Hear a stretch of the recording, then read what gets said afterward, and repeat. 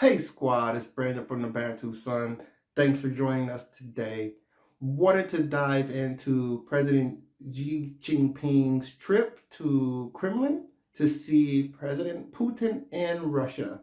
As you know, the Chinese president went to Moscow to meet with his counterpart, Vladimir Putin, President Putin. And this is in light after that whole ICC scenario where basically the West called Vladimir Putin a criminal. So, of course, China not being a signatory to the International Criminal Court, not recognizing its jurisdiction, big hoopla, right? So, reason why I thought this was important is this is really turning into, I don't want to say a Greek tragedy of sort, but definitely some sort of Greek mythology. Because I remember in studying Greek mythology, it was always about the eventuality of things, how things had to go full circle. Those that don't remember, China for most of human history have been the center of the world, the Middle Kingdom. So this is what how they see themselves in this world, and this was because where they were occupied, they were top dog. They had unified, become a cohesive people, and they had dynasties that rose and fell continuously, one after the other, for thousands of years. And this gives them a great sense of pride, as it should be. But the Chinese being the center of the world all came to an end the moment the Portuguese rounded the Cape of Good Hope. This set in a series of events that would eventually lead to European colonialism and to their eventual target, which was China. So a lot of colonial exploits.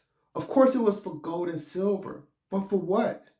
To pay off the Chinese, because that's the only good the West had that the Chinese wanted to barter with. They wasn't producing the goods and services that the Chinese really value outside of that. So it was always about getting access to those Eastern markets, the population, the goods, all those activities. And this is what colonialism really shed a light on. And you can see as all of Southeast Asia eventually, with the exclusion of Thailand, all of Southeast Asia eventually become colonized. They kind of dominate that region, which leads up by sea to China. After this, China became subject to martial forces as a competition heated up amongst European powers and eventually fell into despair from their own neighbor, the great invasions on multiple occasions led by the Japanese as they slowly start chipping away at Chinese territorial integrity. Of course, the Western powers had certain parts of China and they really wanted to split it up. But it was the Japanese that was able to take advantage. And then with level 10 during the early stages of World War II and the 1930s.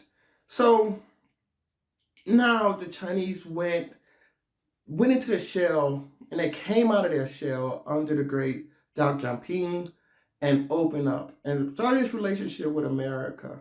And ever since then, they've been a partner with America in their development.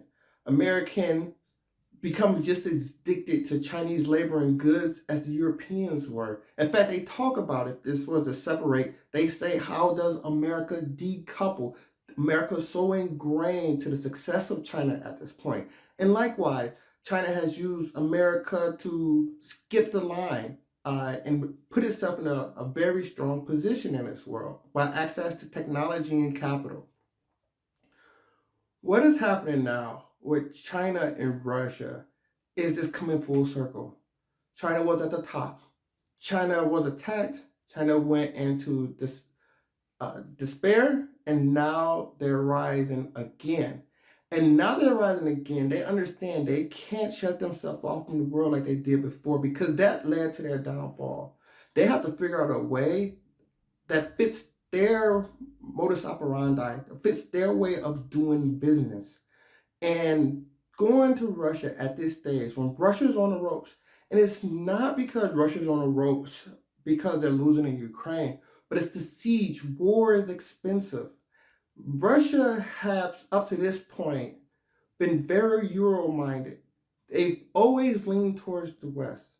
They were always pushing towards the West, even though they have been historically Eurasian in character. They have always been lonely idealistic of the West, and Vladimir Putin has bought into this idea. But now the West has went to the point of no return, because although Central Europe and a lot of European countries, Hungary, Germany, France, they didn't have these antagonistic views, but now the Americans are in charge. And the Polish and Ukrainians do at this stage. So Russia being shut off from access has to switch their whole infrastructure or their way of seeing the world to a more sustainable model because that Europe option is no longer open to them. And that is how Russia is now the top oil supplier to China, passing up Saudi Arabia. I think geopolitically speaking, they should have already been facing east. Korea, South Korea, Japan, China, these are major gas importers, major energy deficient countries. And just now, the Russians, where they have no option, have started to turn that way. But by President Xi Jinping going to Moscow, and I'm not going to say hugging Putin, but not isolating him like the rest of the UN Security Council wants to do, France, UK, and America, but coming over with a peace deal. And a peace deal, I don't, who's going to follow this peace deal? It's basically go back to the status quo, that Chinese proposal. I believe they submitted 14 points. That Chinese proposal, basically go back to the status quo. So that's not going to be acceptable. Nobody did all of this HIMARS to Ukraine, drones to Russia, Leopard tanks from Germany. Like, they did all this work just to go back to the status quo. Where does Crimea fall, right? Where does the eastern regions, the Luhansk, Donbass region, where do they fall in these plans? And I don't think the West is going to be on board with that. I think it'd be a hard ask. And Russia had a choice to make. They could have capitulated, let the West slowly become stronger and surround its borders, or they could have turned something they never done in history, and that's turn to the East. And that's, I think, is the very interesting aspect of this all, because I thought Putin was going to down his sword, figuratively speaking here, and really try to push a European partnership somehow, some way.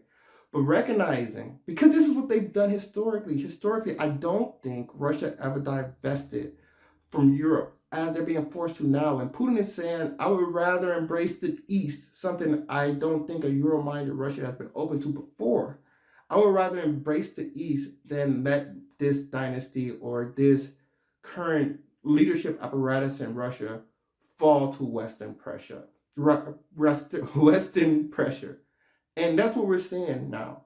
So from the Russian angle, this is their escape route. I think they're back against the wall, and they need options right now, and they need friends, and they need powerful friends. And one thing they really need is markets to keep the machine going. And what's a bigger market than China, right? So I understand the Russian angle. Surprised a little bit, but I understand it. Now the Chinese angle, this is really interesting because now, as previously spoken, the Chinese are coming back to their position of authority. They are once again harnessing the world to be a middle kingdom. They're hosting handshakes between Iran and Saudi Arabia. They're proposing peace deals in Ukraine. Like, these guys are really starting to smell it. They can smell it's almost there. And this is what you're seeing with Russia now. The position has changed. See, people don't understand. Russia and China, not necessarily the best of friends, historically speaking. And the reason why is because this power struggle between the two.